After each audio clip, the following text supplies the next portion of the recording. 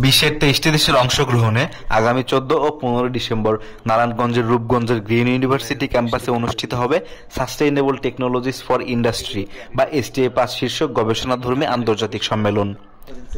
বৃহস্পতিবার সকালে ইউনিভার্সিটির ক্যাম্পাসে আয়োজিত এক সভায় সম্মেলনের বিস্তারিত তুলে ধরেন বিশ্ববিদ্যালয়ের উপাচার্য অধ্যাপক ডক্টর মোহাম্মদ শরীফ উদ্দিন।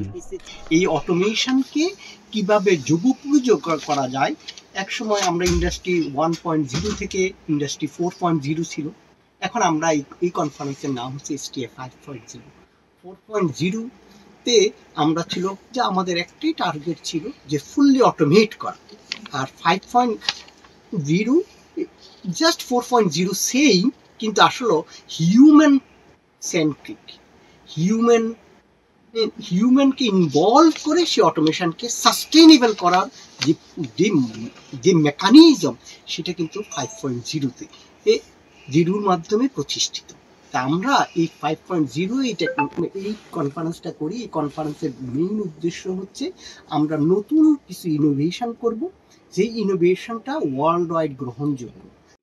বক্তারা জানান, সম্মেলন উপলক্ষে বিশ্বের 23টি দেশ থেকে 352টি গবেষণা প্রবন্ধ জমা পড়েছে। তো ওভারঅল আমার মনে হয় আমাদের টেকনোলজির ইউজটা কিভাবে সাস্টেনেবল হবে with innovation and design, new design, সেই জিনিসটা এই কনফারেন্সের মূল প্রতিপাদ্য। এবং সেই জায়গা থেকে আমাদের প্রতি বছর যে এই যে আমাদের যে faculty of science and engineering department faculty, যেটা তার আন্ডারে যে ডিপার্টমেন্টগুলো, তারা যে কন্টিনিউয়াস যে এফোর্টটা দিচ্ছে, এটা খুব কমেন্ডেবল। নির্বাচিত প্রবন্ধের মাঝে বাংলাদেশ নিয়ে 28টি প্রবন্ধ নির্বাচিত হয়েছে। সম্মেলনে পৃথক 4টি ট্র্যাকে 3টি প্রবন্ধ বেস্ট পেপার হিসেবে নির্বাচন করা হবে। ডেস্ক রিপোর্ট, দৈনিক 52।